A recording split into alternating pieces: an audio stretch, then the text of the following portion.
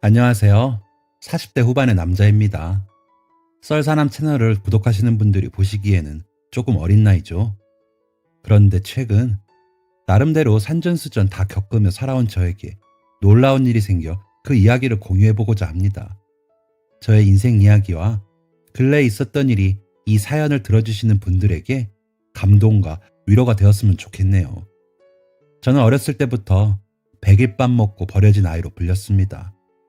제 친부모님은 한 재단에서 운영하는 보육원 앞에 100일이 간 넘은 저를 버리고 가셨다고 합니다. 부모님이었는지 아버지였는지 어머니였는지 모르겠어요. 제가 들어가 있던 작은 박스 안에는 제 신상 기록부, 1000기저귀 몇 개가 전부였기 때문이죠. 저처럼 버려진 아이들은 대부분 부모에게서 편지라도 받았던 반면 전 아무것도 받은 게 없었습니다. 그 때문에 절 버리고 간 사람이 누군지 정확히 모르는 것이죠. 이것 때문에 참 많이 놀림받았습니다. 자신의 부모에게서 미안하다, 어쩔 수 없었다 같은 이야기를 들은 보육원 아이들이 절 놀렸던 것인데요. 아마 자신들보다 불행한 사람을 만들어야 위안을 얻을 수 있었던 것 같습니다. 저를 야, 100일밥 먹고 버려지네 라고 부르는 아이들의 목소리를 들으면 마치 버려진 애들 사이에도 급이 있는 거야 임마 라고 말하는 듯 했죠. 물론 그럴 때마다 저를 돌봐주시는 선생님이 달래주셨지만 그 선생님마저 지병으로 갑작스럽게 돌아가셨고 제 안에선 세상에 대한 불만만 커져갔습니다. 제가 편하게 있을 곳은 이 세상 어디에도 없는 기분이었어요. 아이들의 무시와 괄시, 때때로 이루어지는 몸싸움, 울고 있는 저를 애써 외면하는 어른들, 학교 선생님들마저 저를 투명인간 취급했습니다.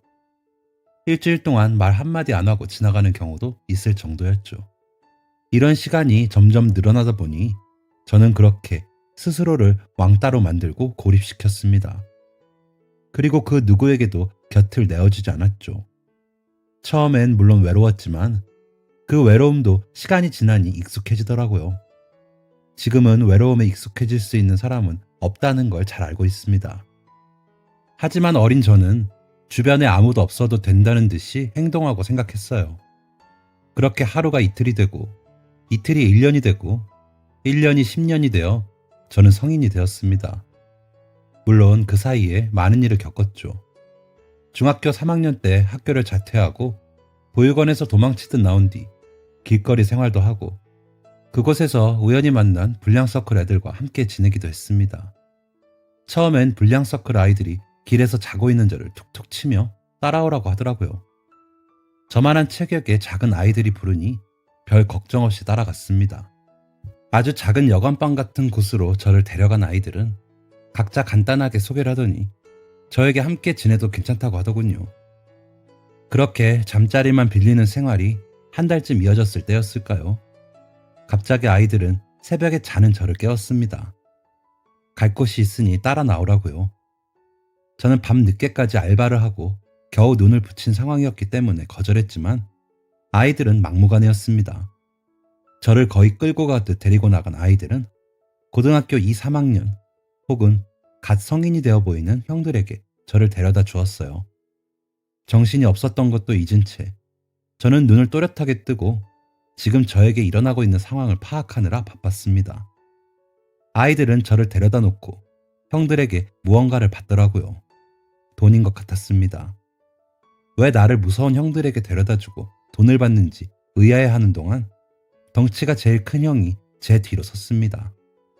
그러더니 제 어깨를 세게 쥐더라고요. 저는 화들짝 놀라 그 소나기에서 벗어나려고 했지만 한동안 제대로 먹지도 못해 야윈 제가 형에게서 벗어나는 것은 불가능한 일이었습니다. 저를 형들에게 넘긴 아이들은 연신 고개를 꾸벅꾸벅 숙이며 돌아갔고 저는 무서운 형들의 손에 이끌려 차에 타게 되었어요. 어딜 가는 것이냐 거의 울면서 물어봤지만 형들은 묵묵부답이었죠. 저를 철저하게 무시하고 자기들 할 말만 하는 형들이 정말 저승사자처럼 무서웠습니다. 입만 열면 욕지거리에 한 번도 들어본 적 없는 기분 나쁜 말들까지. 담배 냄새도 너무 끔찍할 정도로 지독했어요. 한 1시간 정도 이동했을까요? 가로등마저 드문드문 나 있는 곳으로까지 이동한 형들의 차는 이내 멈춰섰습니다. 차에서 우르르 내린 형들은 나를 해하는 건 아닐까 하는 걱정으로 바짝 긴장해 있는 저를 두고 담배를 피우기 시작했습니다. 저는 그때 느꼈어요. 지금 도망치지 않으면 죽을 수도 있겠다는 것을요. 이동하는 동안 형들이 저를 두고 상처가 나면 안 된다느니 들은 것보다 마르지 않아서 다행이다라는 등의 이야기를 했기 때문입니다. 그래서 저는 이 순간을 기회로 삼아 도망가기로 결정했습니다. 다리는 벌벌 떨렸고 하늘이 노래 보였습니다.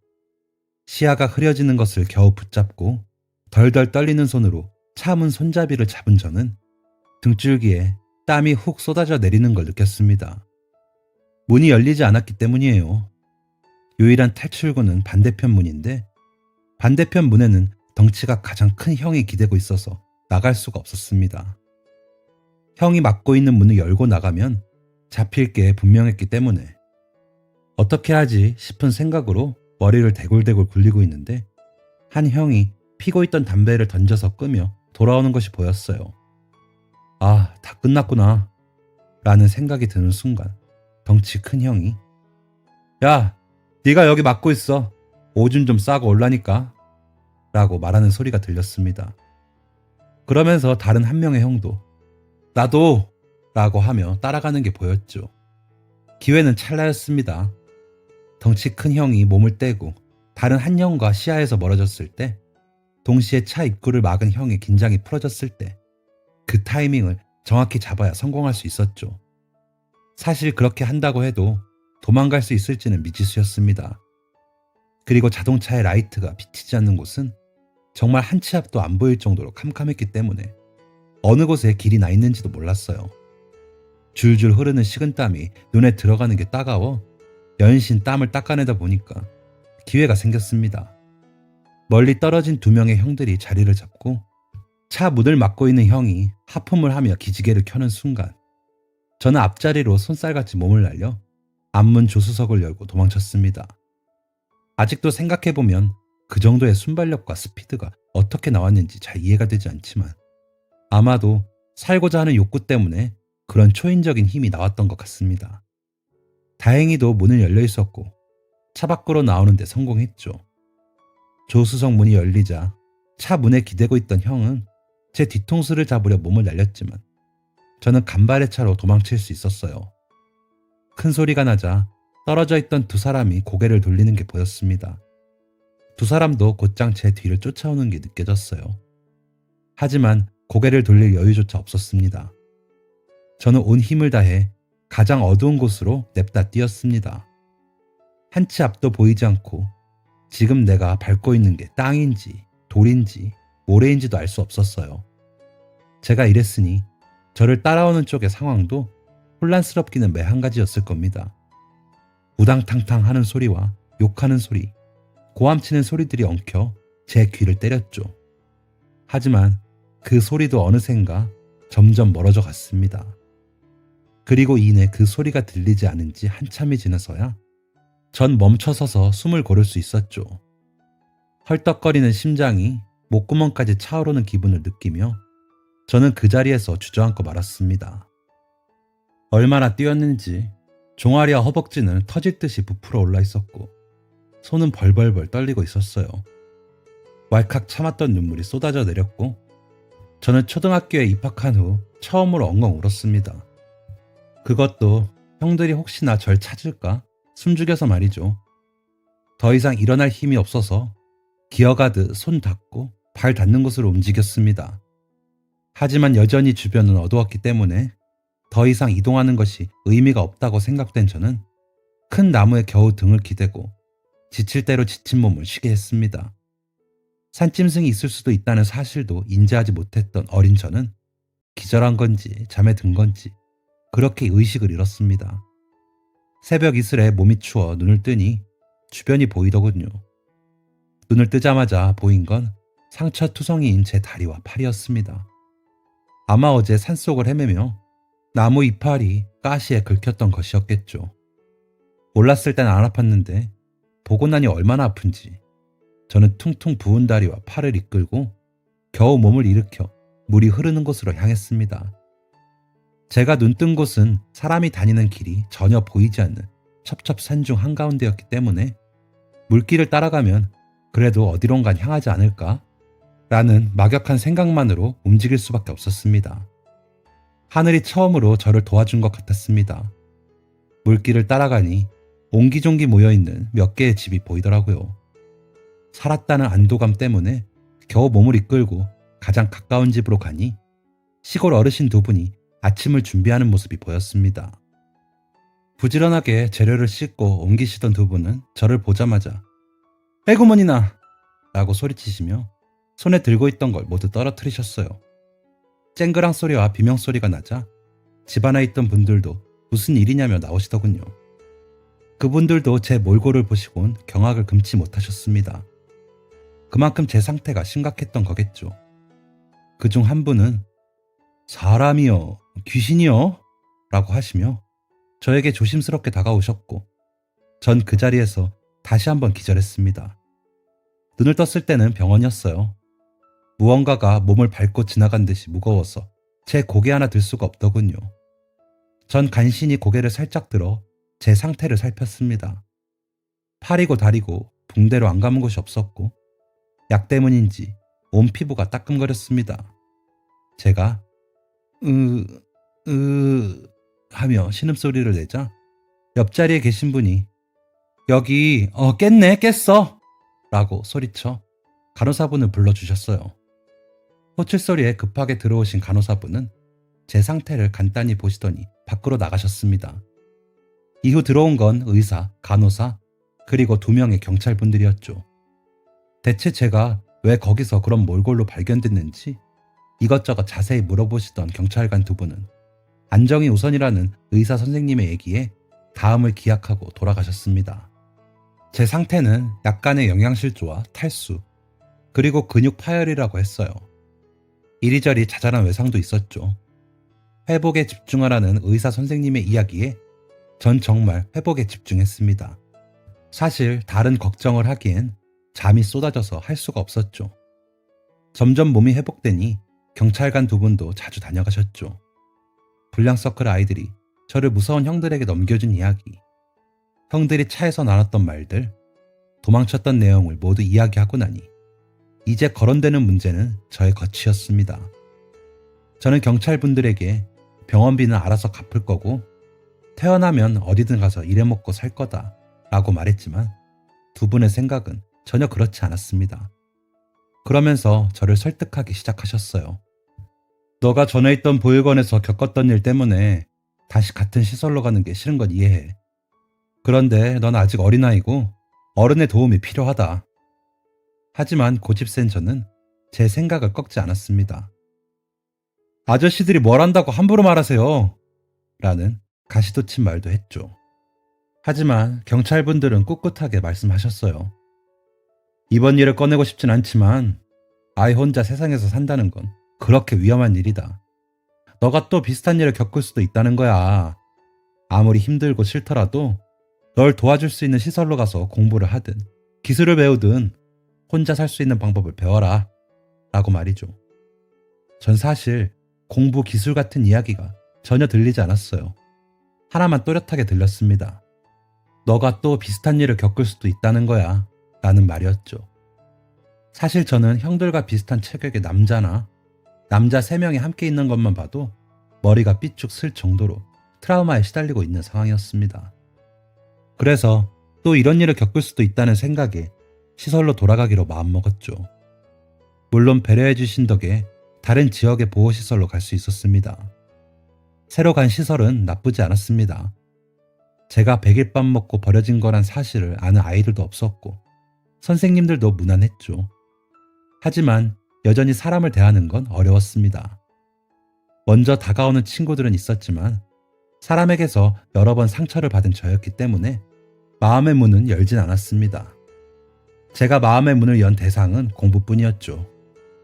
저를 시설로 데려다준 경찰관분이 "너 스스로를 지킬 수 있는 무기를 만들어라 라고 말씀해 주신 것이 계기가 되어 공부를 내 무기로 삼자 라고 다짐했기 때문이었습니다. 애초에 공부머리가 없었던 것은 아닌지라 저는 고등학교에 입학하자마자 쭉쭉 성적을 향상시켰어요. 처음엔 별 볼 일 없어 보였던 아이가 점점 치고 올라오자 학교 선생님들 사이에서는 제가 큰 이슈였죠.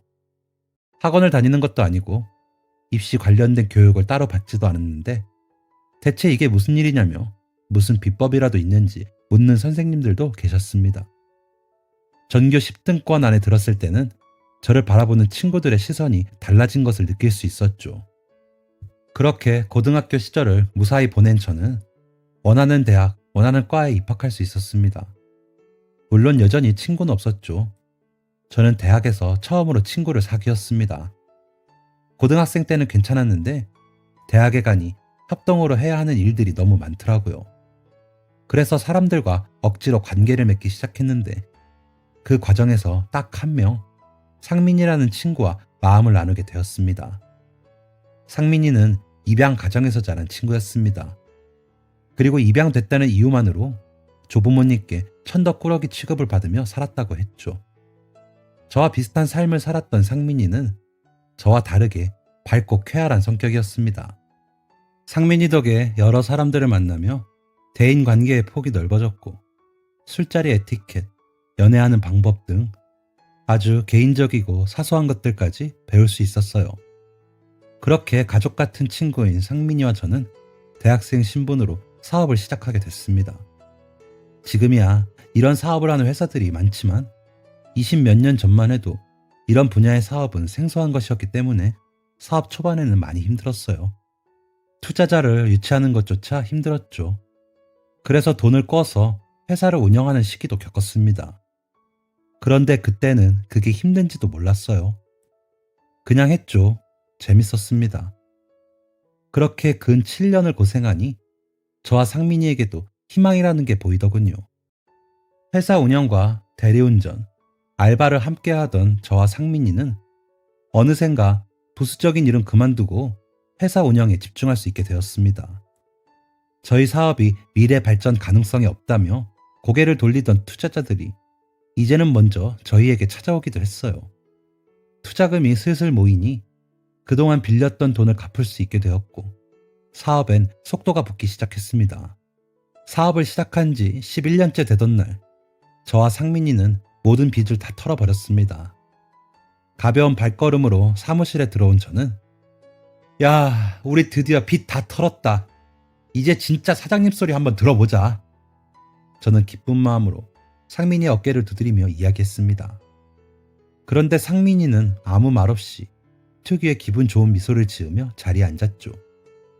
뭐야, 너 별로 안 기뻐 보인다? 안 기쁘긴 뭐가 안 기뻐 임마. 거의 10년 넘게 이 고생을 했는데 안 기쁠 리가. 근데 표정이 왜 그래? 저의 질문에 상민이는 하고 싶은 말을 애써 삼키는 듯 보였습니다. 그리고 이후 상민이가 한 말은 제 평생을 통틀어 가장 충격적인 이야기였습니다. 놀래지 말고 들어 석현아. 나 암 말기다. 어떻게 이 말을 듣고 안 놀랄 수가 있을까요? 저는 상민이에게 화를 내고 말았습니다. 말이 되는 소리를 해야지. 우리 나이가 이제 30 중반인데 무슨 암이야. 너 그딴 장난치지 마. 라고 말이죠. 하지만 상민이는 품속에서 봉투 하나를 꺼내 저에게 주었습니다. 오늘 빚 청산 다 하면 보여주려고 가지고 왔다. 안 믿을 것 같았어. 라며 너스레를 떨며 말이죠. 봉투 안에는 의사의 소견서가 들어있었고 소견서에는 상민이가 폐암 말기라는 내용이 적혀 있었습니다. 저는 애써 사실을 부정하며 야, 이게 뭔 소리야. 장난치지 말라니까. 라고 말했지만 이미 속으로는 알고 있었습니다. 상민이가 폐암 말기라는 사실을요. 저는 상민이가 웃는 모습으로 아무 말 하지 않자 살 수 있는 거냐고 떨리는 목소리로 물었습니다. 하지만 상민이는 여전히 의연한 태도로 힘들대. 이미 병원에 갔을 때는 치료가 어렵다고 하더라고. 그냥 진통제 먹고 있었어. 라고 말했죠. 전 또다시 화가 났습니다. 남 이야기 하는 것도 아니고 자기 몸이 이렇게 망가졌는데 아무렇지 않게 말하는 상민이가 너무 답답하고 미련해 보였습니다. 그리고 지금까지 저에게 단 한마디도 하지 않았다는 사실이 너무 실망스러웠어요. 분에 못 이겨 자리를 박차고 나간 저는 한참을 덩그러니 서서 울었습니다. 그리고 다음날 상민이는 저에게 왜 그동안 아픈 사실을 알리지 않았는지 이야기했죠. 병원에 가니까 남은 시간이 얼마 없더라고. 회사에 진 빚을 계산하니까 반 정도 남았는데 솔직히 너 혼자 갚는 것보다 나랑 같이 갚는 게 더 빠르잖아. 나 아프다고 하면 그 빚을 다 너가 책임지려고 할 텐데 의미 없는 연명치료하는 것보다 그냥 너 도와서 빚이나 다 갚아주고 떠나는 게 낫다고 생각했어. 그러니까 미안해하지 말고 날 미련하다고 생각하지도 마. 나는 그냥 내가 벌려놓은 일에 최선을 다했던 거니까. 상민이는 죽음을 초월한 듯 보였습니다. 넌 죽는 게 무섭지도 않냐? 너가 담배를 펴 뭘 해? 평생 몸에 안 좋은 거 입에도 안 대고 산 녀석이 억울하지도 않아? 라는 제 질문에 상민이는 안 무섭겠어? 무섭지. 매일 밤 진통제를 털어넣을 때마다 무섭다. 그런데 괜찮아. 나 그동안 진짜 열심히 살았다. 고 대답했습니다. 그 녀석은 정말 열심히 산 녀석이었어요. 무엇 하나도 최선을 다하지 않은 게 없죠. 그런 녀석이 최선을 다해서 살았기 때문에 미련이 없다고 말하는데 제가 무슨 말을 더 할 수 있었을까요? 그렇게 상민이는 빚을 다 갚은 그 해를 채우지도 못하고 세상을 떠났습니다. 상민이의 주치의는 저에게 그 고통이 있는데도 참았어요. 진통제가 있었다고 해도 티를 안 내기가 쉽지 않았을 겁니다. 정말 대단한 책임감을 가진 분이에요. 라며 이야기를 전해주었습니다. 그 말을 전해들은 저는 상민이가 그런 고통 속에서도 지켜내려고 했던 이 회사를 정말 크게 키워내야겠다 라고 다짐했습니다. 제 삶의 목표가 설정된 순간이었죠. 그 후 저는 상민이가 보여준 책임감의 뒤를 잇기 위해 하루도 빠짐없이 일했습니다. 애초에 회사의 발전 가능성은 인정받고 있었기 때문에 회사가 성장하는 건 시간 문제였죠. 주요 기술도 점점 성장해서 경쟁력을 갖추게 되었고 직원들도 거의 50명 가까이 늘어나 있었습니다. 하지만 그렇게 승승장구하던 회사에 큰 문제가 생겼습니다. 회사가 영국에 있는 큰 기업과 계약을 맺게 되는 기회가 있었습니다. 계약금 자체가 어마어마해서 회사에 있는 모든 돈을 끌어다 써야 했죠. 하지만 계약은 이미 확정이라고 봐도 무방했고 계약서에 사인만 하면 그 엄청난 계약금보다 더한 수익을 얻을 수 있을 것이 명백했기 때문에 저는 영국 기업과의 계약을 진행했습니다. 그리고 출국을 앞둔 당일 한국에서 갑작스럽게 처리해야 하는 큰 문제가 생겼습니다. 그 때문에 영국으로 출장 가는 인원 중 한 명을 제외하고는 모두 한국에 남아 있어야 했죠. 하지만 계약 일정은 3일 뒤였기 때문에 하루 정도 딜레이 되는 것은 큰 문제가 아니었습니다. 그리고 가장 먼저 출국시킨 직원은 저와 회사 초창기 때부터 함께한 일머리 있는 친동생 같은 직원이었기 때문에 그 직원에게 모든 것을 맡기고 마음 편하게 한국에서의 일을 마칠 수 있었습니다. 그렇게 다른 직원들과 영국에 도착하니 문제가 생겼습니다. 바로 먼저 도착한 직원이 연락이 전혀 안 되는 것이었어요. 처음엔 그 직원을 매우 신뢰했기 때문에 사고가 난 건 아닌지 걱정이 되었습니다. 하지만 약속된 미팅 시간이 다가오는데도 연락이 되지 않자 불안함이 커져갔죠. 결론을 말씀드리자면 제가 철석같이 믿었던 그 직원은 애초에 영국으로 가지도 않았다고 합니다. 회사의 자본과 모든 기술 내용을 가지고 영국과는 관련도 없는 엉뚱한 나라에 가 있었던 것이죠. 회사는 발칵 뒤집어졌습니다. 계약은 물 건너갔고 회사의 돈이 텅하니 사라진 것이라 문을 닫을 지경이 되었죠. 게다가 중요한 기술까지 죄다 들고 날랐다는 소식에 직원들은 연이어 사표를 제출했습니다. 하루 이틀은 상황을 파악하느라 정신이 없었어요. 어떻게든 수습해보고자 노력했죠. 하지만 연이은 직원들의 퇴사가 이어지니 일주일 뒤엔 정신이 혼미하더군요. 인생의 목표로 삼고 있던 회사가 한순간에 문 닫을 지경이 되자 저는 무작정 강릉으로 떠나게 되었습니다. 상민이와 20대 시절 자주 갔던 곳이었죠. 저는 주문진 쪽으로 넘어갔고 바다 주변에서 소주 3병을 사 바닥에 앉았습니다. 사실 죽을 생각이었습니다. 제 인생에서 처음 생긴 목표이자 목적이었는데 그런 것이 한순간에 무너졌다는 사실이 저를 밑바닥까지 끌어내렸기 때문이었죠. 무엇보다 상민이 다음으로 믿고 의지했던 직원에게 뒤통수를 맞았다는 사실 또한 너무나 큰 충격이었습니다. 당시 저는 스스로를 인생 패배자라고 여기고 있었어요. 회사를 운영하면서 이렇게까지 큰 문제를 겪어본 적이 없었기 때문이죠. 그래서 저는 제가 사온 소주 3병을 딱 마시고 바다에 뛰어들 생각이었습니다. 가을바람도 선선하니 딱 죽기 좋은 날씨라며 실없이 웃고 있었죠. 그때 제 뒤로 한 사람의 목소리가 들렸습니다. 좋은 일 있어서 웃고 있는 건 아닌 것 같은데? 젊은 양반이 뭐 그렇게 실없는 웃음을 지어? 저는 깜짝 놀라 뒤를 돌아봤습니다. 그곳엔 한 노신사분이 낚시를 하고 계셨어요. 어망을 보니 꽤 물고기가 잡혀 있더군요. 언제부터 계셨습니까? 라고 묻는 저에게 노신사분은 자네가 저 멀리서 죽을 표정하고 걸어올 때부터 있었지? 라고 대답하셨죠. 무슨 술을 그렇게 쉬지도 않고 먹나? 왜? 죽으려고? 이렇게 말씀하시며 저를 쳐다보는 노신사분의 눈빛은 모든 것을 꿰뚫어보는 듯 했습니다. 순간 저는 너무나 부끄러웠어요. 그러면서 아니 죽으러 온 놈이 죽으러 왔냐는 소리에 왜 부끄러워해? 하는 생각을 하게 됐죠. 그래서 죽으러 왔다고 당당하게 얘기했습니다.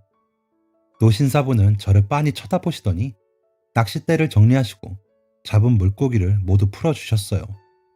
전 의아해서 노신사분께 여쭤봤습니다. 아니, 다 잡은 물고기는 왜 놔주십니까? 이에 노신사분은 다소 황당한 대답을 하셨어요. 나 생선 안 좋아해. 저는 묘한 분위기를 풍기는 노신사분을 쳐다보고 있었습니다.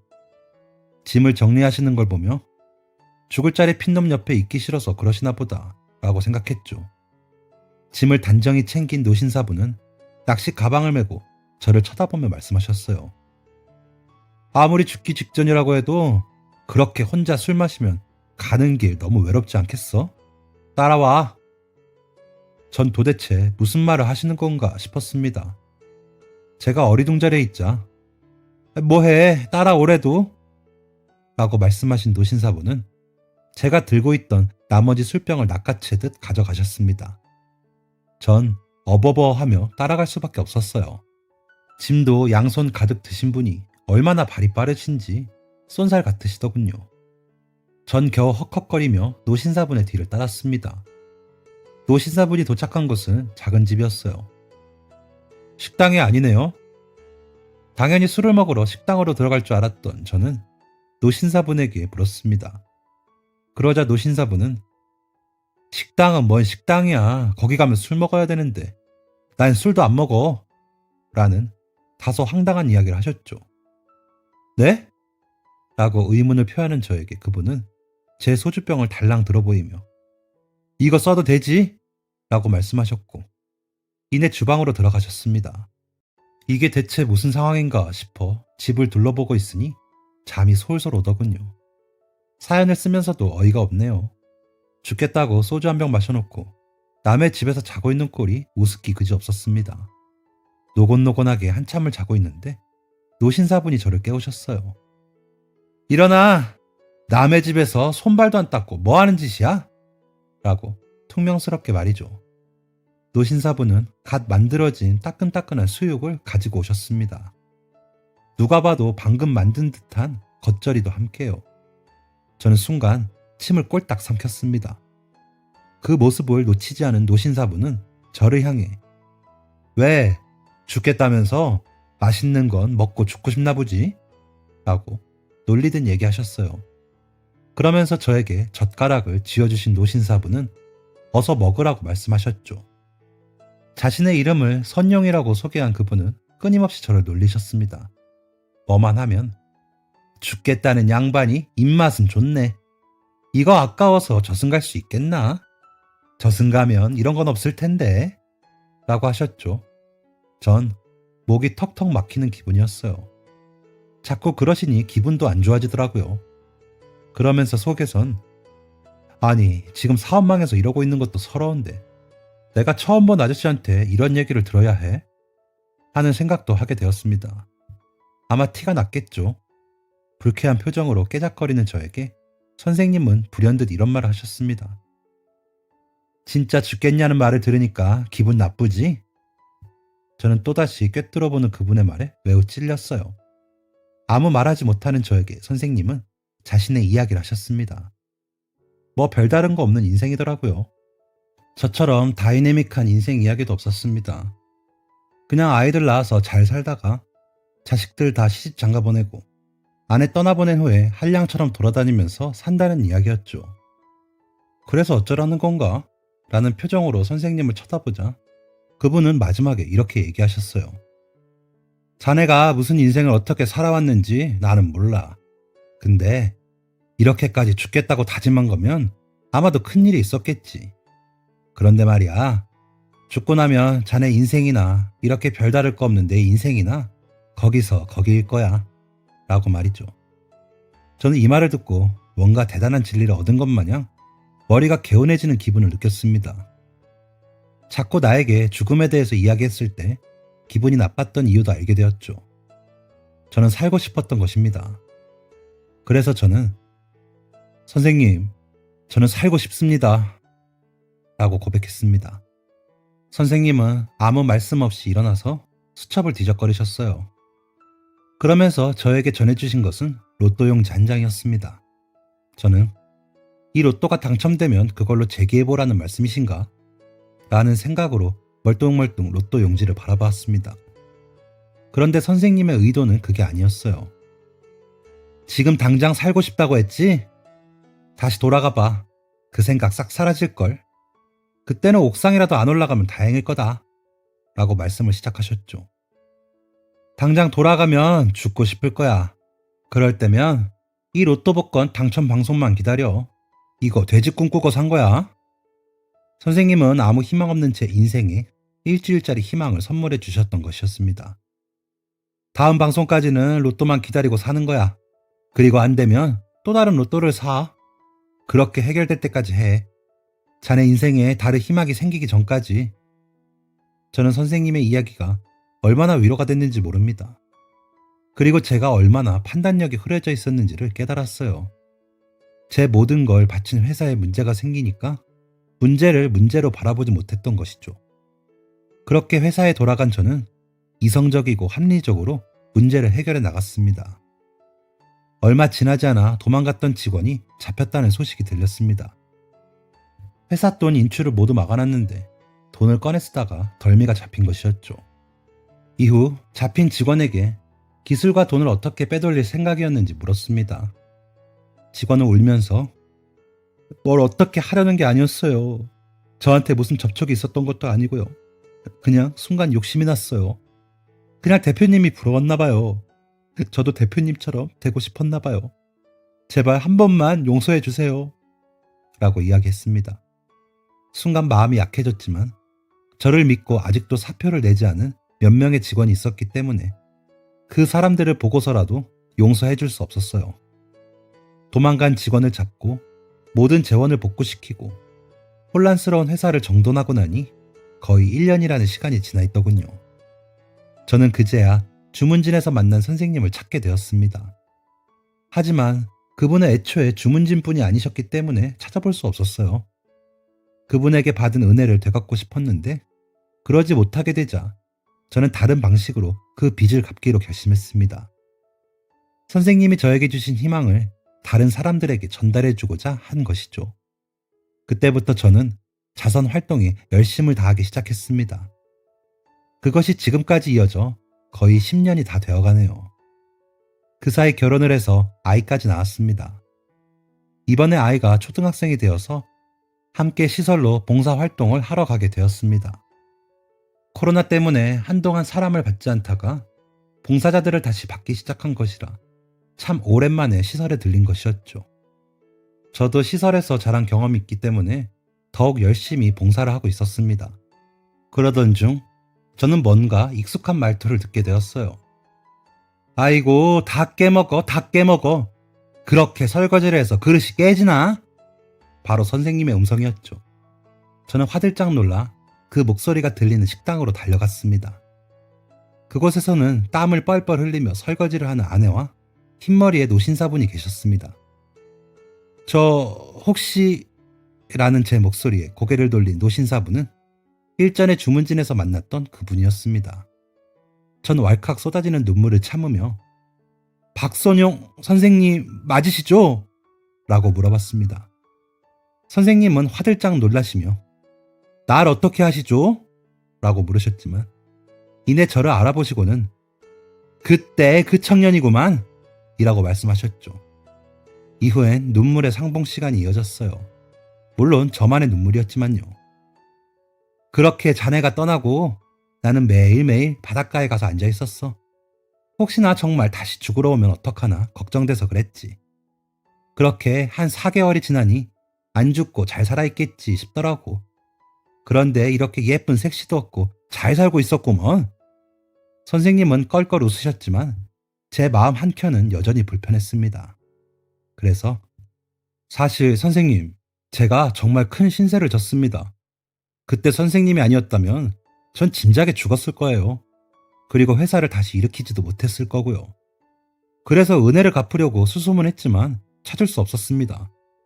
지금이라도 은혜를 갚게 해주세요. 라고 말씀드렸습니다. 하지만 선생님은 정색하시며 됐어. 사람 목숨 구한 거 하나로 난 내 덕을 다 쌓은 거야. 자네는 자네 인생 살아. 그리고 난 자네가 은혜를 갚아줘야 할 정도로 힘들지도 않고 라며 저의 의사를 딱 잘라 거절하셨습니다. 이후로도 저는 끊임없이 선생님에게 은혜를 갚게 해달라고 애원했지만 선생님은 결코 마음을 돌리시지 않으셨어요. 자네가 자꾸 이러면 나는 이제 이곳에 봉사하러 오지도 못해 라고 말씀하시기까지 했죠. 그래서 저와 아내는 또 다른 방법으로 은혜를 갚기로 했습니다. 선생님과 이야기하던 중 선생님의 아내분이 유방암으로 돌아가셨다는 사실을 알게 되었었어요. 그 사실을 함께 들었던 아내는 저에게 그럼 선생님의 이름으로 기부를 하는 건 어때? 아내분이 유방암으로 돌아가셨다고 하니까 치료를 못 받는 유방암 환자분들한테 기부를 하는 거지 라고 이야기했습니다. 저는 그래 그거다 라며 기부를 준비했습니다. 그리고 선생님 성함으로 기부를 하는 그날 선생님을 찾아뵀어요. 그리고 이 사실을 말씀드렸죠. 선생님은 선생님의 이름으로 기부를 했다라는 말은 불편해하셨지만 이내 유방암 환자들을 위해 기부했다는 사실을 들으시곤 눈물을 글썽이셨습니다. 저는 이후로도 꾸준히 선생님의 이름으로 도움이 필요한 것에 기부를 할 생각입니다. 그리고 선생님 몰래 선생님 손주분들의 장학금을 지원하기로 했어요. 물론 선생님의 자녀분들도 이 사실을 모르시지만요. 고집센 선생님 덕에 키다리 아저씨가 된 저는 매일매일 행복한 마음으로 베푸는 삶을 살고 있습니다. 100일밥 먹고 버려진 아이였던 저는 이제 100일밥 먹고 버려진 아이들에게 희망을 주는 사람으로 살아가고자 합니다. 제가 선생님께 희망이라는 것을 선물 받았던 것처럼요. 저의 사연은 여기까지입니다. 제 사연을 읽어주셔서 감사드리고 이 사연을 들으신 모든 분들이 희망찬 내일을 살아갈 수 있길 바라겠습니다. 감사합니다. 지금까지 사연 들어주셔서 감사합니다. 사연이 재밌으셨다면 구독과 좋아요를 눌러주세요. 감사합니다. 안녕히 계세요.